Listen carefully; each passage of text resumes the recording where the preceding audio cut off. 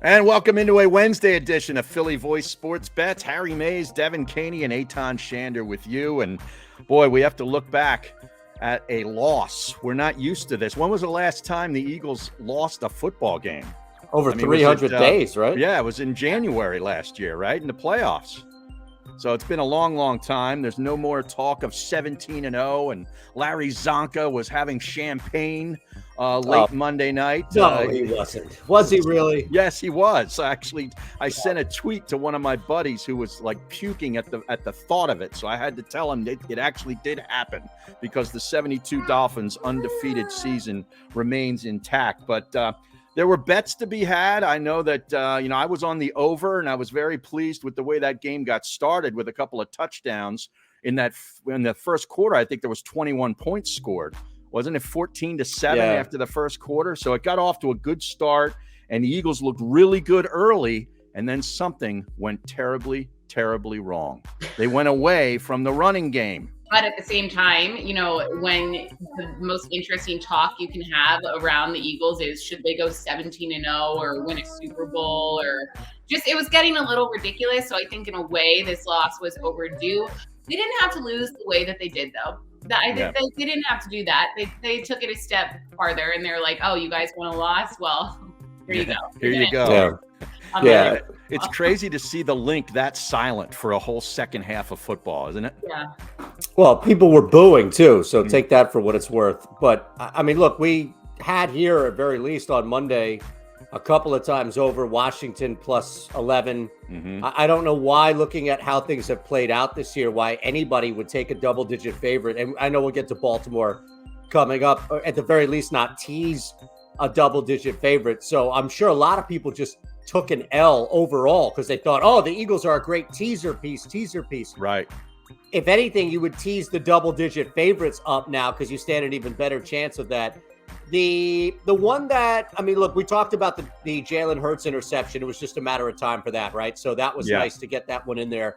The one that I was a little disappointed on that I think it's just a tertiary or whatever the 4 term is for that as far as a list of the game. But from a betting standpoint, I was a little surprised that Jake Elliott didn't hit 8 total points and that the Eagles didn't have more drives in which they were at least settling for a field goal. But that just goes to the game flow there. Well, the turnovers, though, Eitan. I mean, what's his Watkins. name? Watkins fumble, and then the interception. I mean, those were 2 drives there where, they could have very easily gotten field goals at the very least. Yeah. Right. But that's the thing. It was a horrendous game. And if you look at those 2 fumbles, Wes Watkins and Dallas Goedert, like the Eagles actually could have still won that game, which I don't know. Do with that information what you will. I don't know if that says they're a good team or lucky or what, or unlucky in that circumstance. But Eitan, like I tailed you on that Quez Watkins, or you had first touchdown. I like the anytime touchdown for Quez was still plus 900. And when he caught it, I was like, oh my God, it's the first thing that went through my mind. What a roller coaster of emotions that play was. I never want to relive something like that again in my life. Yeah, and they got screwed on the Goddard play because it was a face mask, and I don't know how all those officials on that field looking at that play, because that's where the ball was, missed that call. That was the one that really, I know people want to bitch and moan about the officials. I'm not one of those guys, but they did get screwed on that call. They did. Yeah, but look, they had a series following that. Yeah. Like Washington didn't do anything with the football. Right. And then they had an opportunity to get Quez down the field. Look, I will gladly sit with anybody who wants to scream at the top of the mountain that the only reason why the Eagles lost was because of the officials. No, every single game moving on. And let's sit and let's break down how many times officials miss stuff. Because like anybody who bets, that you have been given a gift because of the officials, at the very least as much as you've been bit in the ass, right? So it's just so much going on in that game. But the Watkins thing, I mean, the over 13.5 thankfully hit, but the anytime touchdown was right there. But look, short week now, and we have Thursday night football, so I'm happy to put that shit behind us by all means. Yeah, had the over, jumped in on Hurts over 1.5 touchdowns. for minus 105, and then the under rushing yards too hit. And after he made that in the first series where he ran for like 13 yards, I'm like, oh my God, he's part of the game plan tonight in running, and that didn't pan out. So that was pretty good. All right, Thursday night football. Packers coming off a big come from behind win over Dallas. Tennessee, who did they even play last week? I've already forgotten about Tennessee. Oh, come on. The Titans? Wait a second. The Titans right now are arguably the second best team. I knew this. They're 6-3, yet everybody disrespects them because they put up 13 points or so on the Broncos. And it's like, what do they put up? 17 points. They beat the Broncos 17-10. Right. In a turnover fest, according to Matt Jericho. I didn't see any of the game. I mean, look, Denver was the one where I would be more concerned about what they were doing with the football. I think Ryan Tannehill is just back. Derrick Henry does not dominate.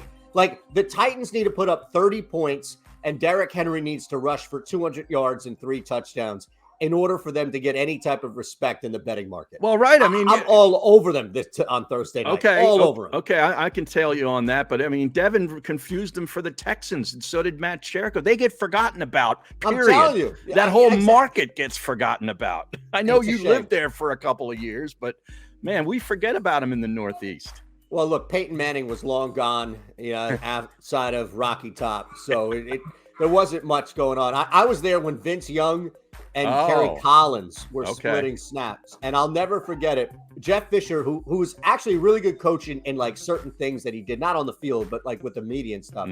I'll never forget it. The first time I realized, like, holy shit, this is not Philadelphia, is when Jeff Fisher in his introductory post-game press conference, after Vince Young's line was like 87 yards, 1 rushing touchdown, and 3 picks, was like, hey, Vince is really down on himself, guys. So, just take it easy a little bit when you talk to him, because, and they obliged. Wow. And they were like, oh, okay.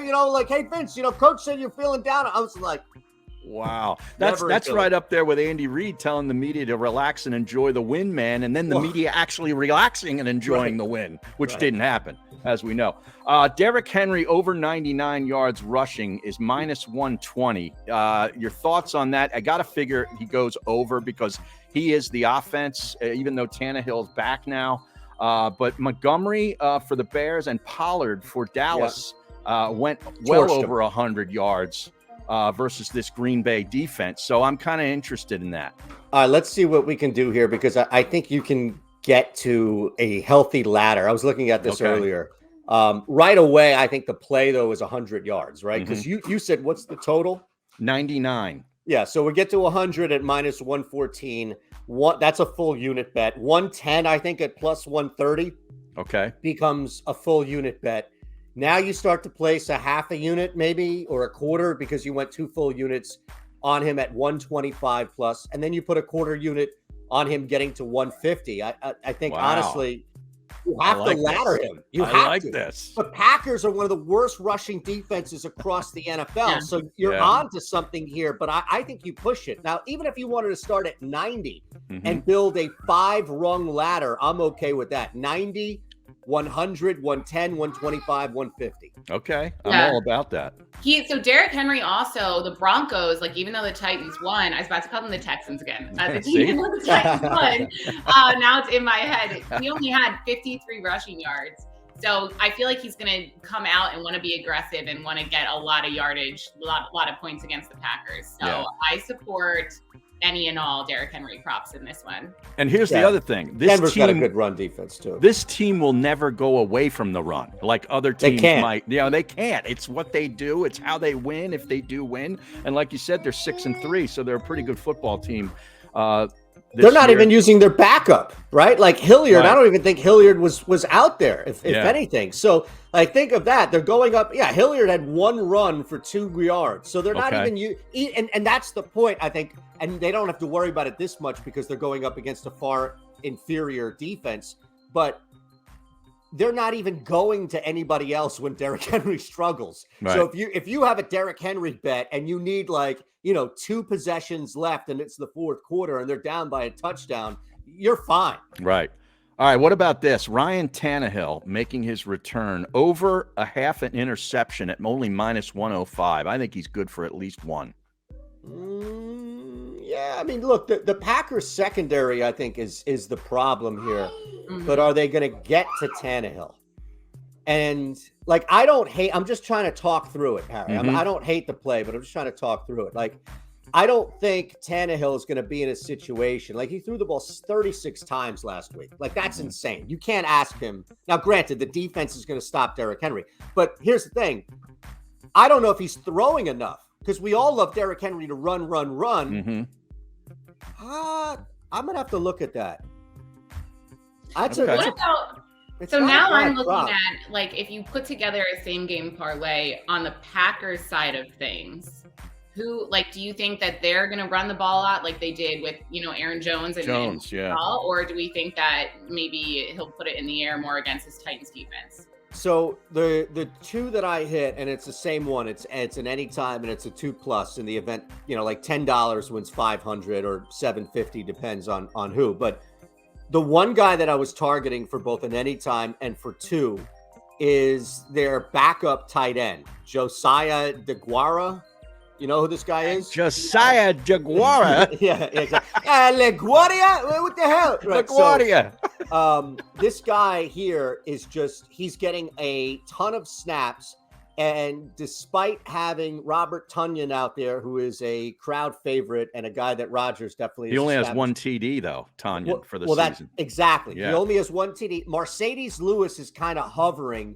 But this guy, Josiah, has really worked his way into a lot of rotation. And even if it's garbage time or if it's just taking advantage of that side of the field, he's in there a lot in the red zone too. Like, this is a dude who could easily have 2 catches and both of them are touchdowns, and he has like 6 yards on the night. So and again, I don't know what's going on with Christian Watson, right? Like, I don't know if that's a one-time thing. I don't know what's going on with their receiving core. So I do know that Rodgers has targeted the tight end spot. And then on the other side, it would be Treylon Burks. Look, I think Burks, he was back his first game from injury, and he was big in just the game plan. Now, I know his numbers didn't reflect that, but I had him as an anytime and as a 2+ last week. So how many targets did he get last week? He got more targets than it would seem, because he was basically, again, his first game back, and I think it was also Tannehill's first game back too, right? Yes, it was. So I believe he was targeted 7 times. Let me just check this here. 6 times. Okay. So outside of Austin Hooper and Robert Woods, like, Treylon Burks comes back. He's targeted 6 times. I think the next game he's going to be targeted even more. So I like him. I don't think Westbrook is going to be able to keep that up. So I went 1 touchdown and then 2 touchdowns for Burks on the other side. Well, you talk about, was it Christian Watson or whatever his name is, the kid from North Dakota State that caught the 3 touchdowns. He might have caught 3 touchdowns, but I can guarantee you Aaron Rodgers still doesn't trust him. Well, that's the thing. Yeah. Because he dropped one too early in the game too, didn't he? Yeah. I mean, I don't know. Like, the Titans defense is not bad, and they can get to the quarterback. I don't know what their game plan is, because Watson, 4 grabs for 3 touchdowns. He hasn't been in the league long enough to have a huge resume on him, but these guys, they catch up to stuff fast. I think the trust factor that you bring up is why I wouldn't I'm not touching any receiving props, because I just don't know what's going on. He hates all of them. Number 12 hates them all, I guarantee you. But Sherrico points out a good thing here, that the Packers got John Abram from the Vegas Raiders. He was released, I believe, by the Raiders. He's a former first-round pick, if I remember. And they're going to put him into that defensive backfield, so maybe he gets a pick. Anything else for Thursday Night Football before we look ahead, or is there any NBA this week that has you intrigued? Yeah, Jericho has NBA. Yeah, I got some. We'll get to that for sure. Nothing else here. The only other thing I would be interested in would be, and it's probably going to be a live bet, so I just want to get it out here now, but I'm inclined to lean under 41. Thursday night. Yeah, especially if this thing plays out with Derrick Henry, big chunks. Look, the Packers have 2 talented running backs, and they're both healthy. So I would be inclined to lean under here. I mean, look, I already told you earlier in the week I'm on the Titans, so money line. All right. College, I noticed that the USC UCLA total, which I got at 73.5, is now up to 75. I'm not sure if it opened there and went back down and now is back up, but it's 75 this morning on DraftKings. There's a game that's jumping out at me, and Eitan I know is going to like reach through YouTube and slap me in the face because he loves this other team. He's become a big Horned Frog apologist. Wait a second. Baylor, I'm a week-to-week guy, just so you know. Baylor, and I've been on Baylor. Who stinks, by the way. Awful. Is only a 2-point underdog to a team that's in the playoff and undefeated, coming off a huge win at Texas. And yet there's still only a 2-point choice over Baylor, who blows and got beat 31-3 to Kansas State the week before. Las Vegas hates TCU. They can't wait for them to lose. And I'm hoping it's this week because I jumped on the Baylor Bears money line at plus 120. That's all you're getting? Yes. Plus 120? Plus 120. Yeah. For that big of a risk. So you think Baylor is going to win? Yes. Okay. Yes. All right. So this is what happened last week. People at the start of the week, when that line opened up, they saw Baylor.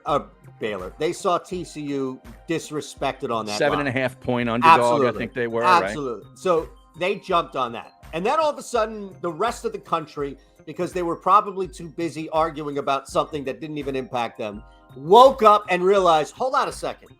TCU, all of this money started coming in on TCU. So the books got destroyed. I was looking at our buddy Butch, who's down at the Hard Rock, talking about this. The books got destroyed. It's a rare thing that happens where sharp money starts it and then public money pours in. Usually there's a break.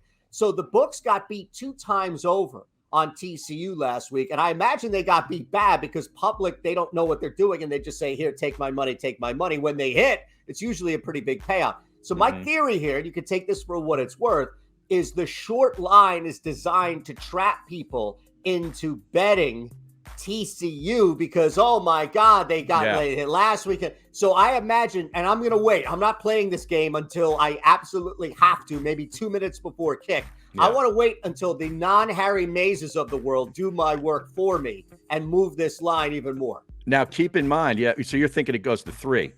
I think it might already be at 2.5. Might go to 4. Harry, it might go to 4. Okay. Well, then I'd jump in and I'd take that again. As would I. But the Kansas State whipped up on Baylor last week with their backup quarterback. I know this because he's from Downingtown, PA. He threw for like 4 touchdowns. Will Howard. Yeah. Is that inside info you got for us? No, it's not inside info. I mean, Jesus. I'll take inside info. From Downingtown, got to put money on him, right? Exactly. Now, anything else in college that jumps out at you? Because that was the only one that really did me. Yeah, I'm gonna I'm sorry, Devin. I'm gonna go again. We were talking about UCLA on Monday. I'm staying on that one. I think honestly, Michigan. I have gone back and forth on this, but I am going to lay. I cannot believe I'm doing this. I'm going to lay the 18 with Michigan. They have looked incredible all year. And outside of just people wanting to hate, and I'm right there with the milk and the steak, wanting to hate Harbaugh. and the khakis. Right.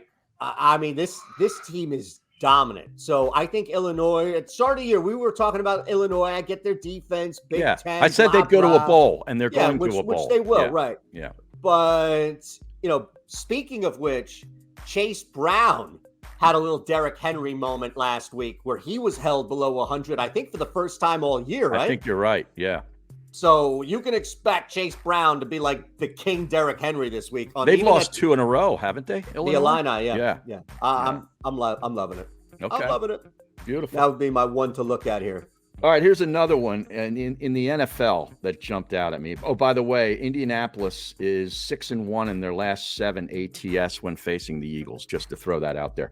The Dallas Cowboys come in off of a loss, and they are favored against the Minnesota Vikings, who just found a way to beat the Buffalo Bills. Yeah, we did this on Monday. We did? Yeah. That's screaming to me that the Dallas Cowboys are the side. Well, okay, so I told you I'm on Minnesota. Okay.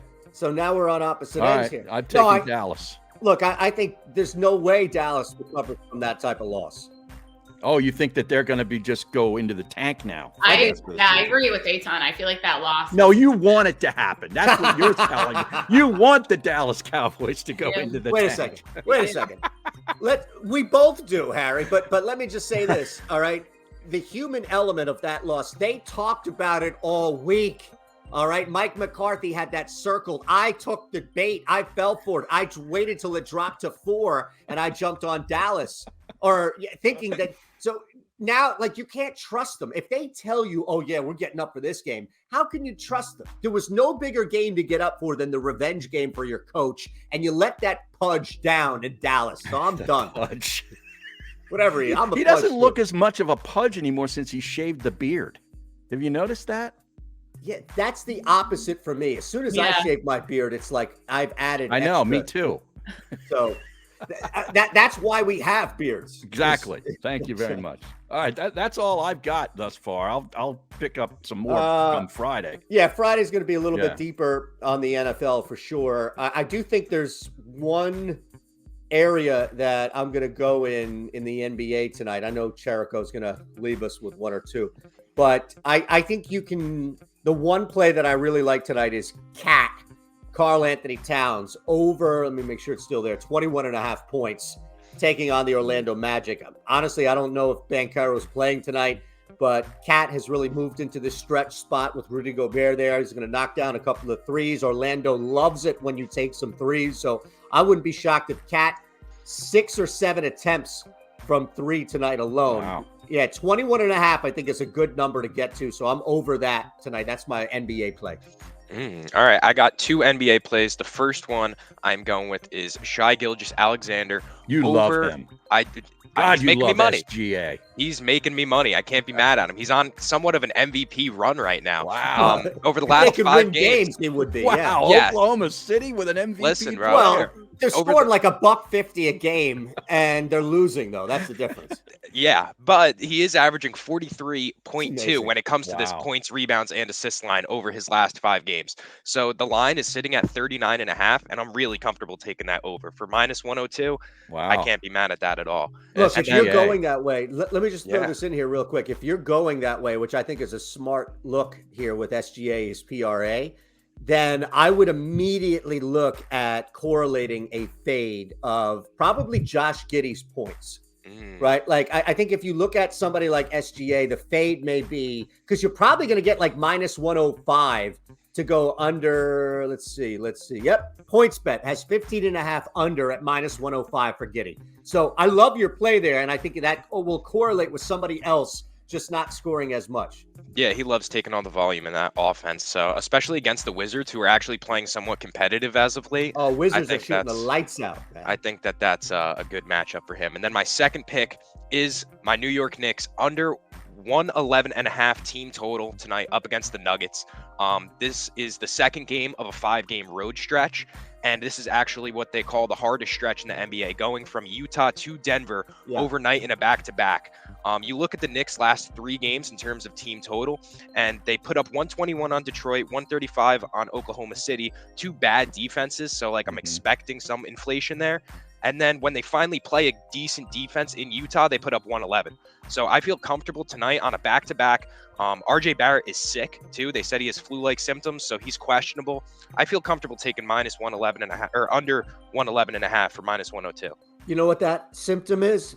You know what RJ Barrett did this morning? What does he have? He picked up the phone and said, "Hey, is Coach still here?" Oh, yes, okay. he is. Thibodeau is still your coach. I'm out tonight. I can't blame him. Who's all? I can't blame the guy. That's the old Kevin Durant. Who's all running? Oh, he's still here. I'll see you. I actually went under in that game, 226.5. There we go. Yeah, I love that, man. Beautiful. All right, we'll be back on Friday. I think we left you with enough today. Right? Oh, yeah, we got plays for days here. NFL, college, NBA. Yeah. All right. World Enjoy Cup Thursday coming. night football. Yeah, World Cup when does that start? Friday? Sunday. Oh, Sunday. Yeah, Okay. it starts so soon. I'm Yeah. excited. I know it. I know it. I know with all those Sunday. commercials with Santa Claus, I thought it was starting closer to Christmas, but it starts this week. Is that John Hamm or Yes. is that Krasinski? No, I think it's John It's Hamm. not Krasinski, Hamm. right? Okay. I was having an argument with somebody who was saying it was Krasinski. And I was No, like, no, I think it's John Hamm, right? it is. It is. Okay. It is. All right. Okay. By the Very way, good. SGA 30 plus OKC to win is plus 350 on FanDuel. I like it. There you go. I All like right. it. See you Friday.